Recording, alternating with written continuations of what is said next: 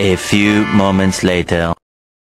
Halo, assalamualaikum warahmatullahi wabarakatuh. Perkenalkan, nama saya Afriza Arbiadiansa dengan NIM 20031020081. Saya di sini akan menjelaskan tentang tata cara pengajuan kredit, syarat dan lain-lain tentang Bank Sentral Asia atau biasa disebut dengan BCA.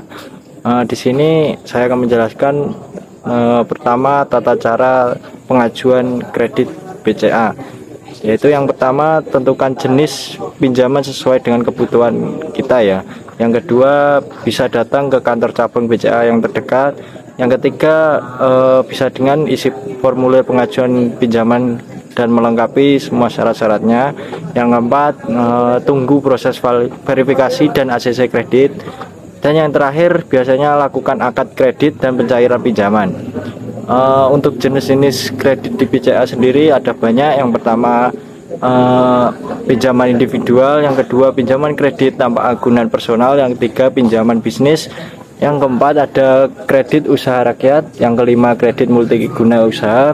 Yang keenam, KPR renovasi. Dan banyak sekali jenis-jenis kredit di BCA. Bisa dilihat di websitenya BCA langsung ya. Untuk syarat-syaratnya sendiri, untuk pengajuan kredit di BCA, yang pertama yaitu harus warga negara Indonesia dan itu berada di dekat area kantor cabang Bank BCA. Yang kedua juga sediakan informasi pribadi atau data diri ya. Yang ketiga, mempunyai rekening BCA dan itu harus selama lebih dari 6 bulan. Kalau kurang dari 6 bulan biasanya tidak bisa. Yang keempat, yang terakhir, bisa memahami produk pinjaman BCA itu apa aja gitu.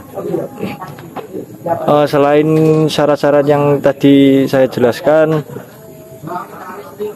kalian juga bisa mempersiapkan syarat-syarat yang lain, yaitu memiliki alamat email dan pastikan email tersebut juga aktif ya.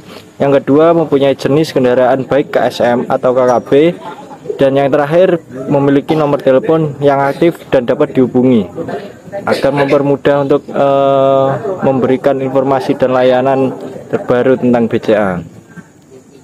Di sini saya akan menjelaskan tentang salah satu produk dan layanan dari kredit BCA, yaitu kredit usaha rakyat.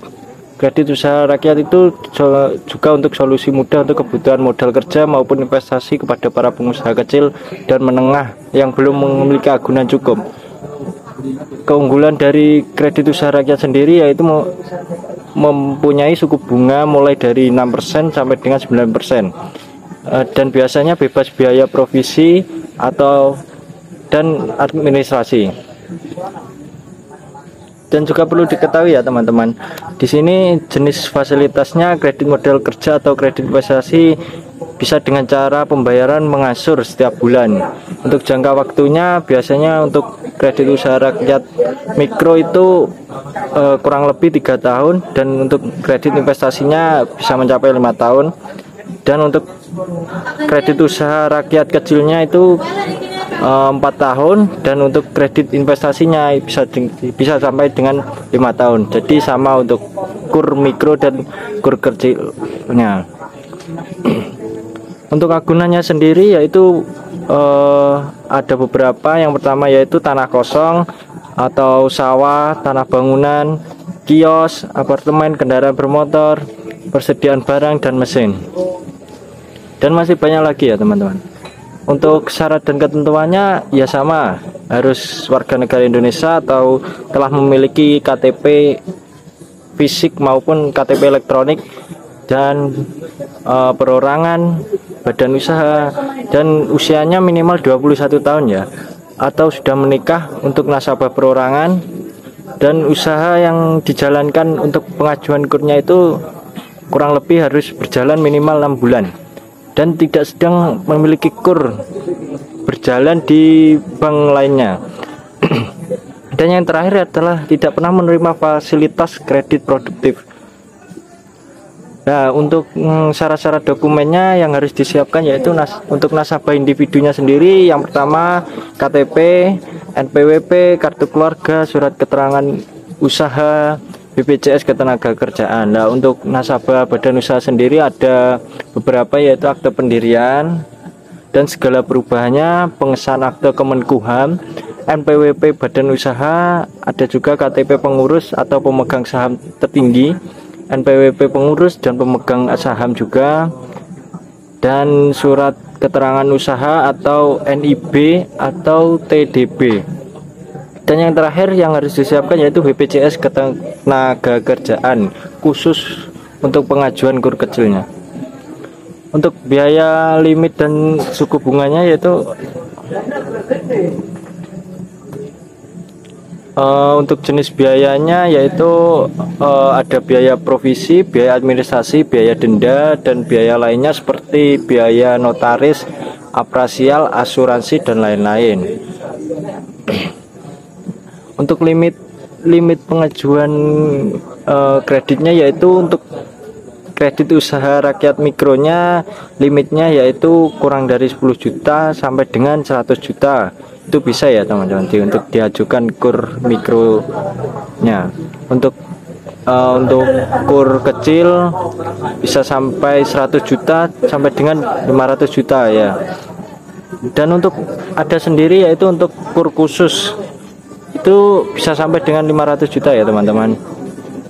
Dan untuk suku bunganya semuanya 6% sampai dengan 90%, tergantung dari pihak BCA-nya kerjasama dengan kurnya itu yang sesuai dengan disepakati.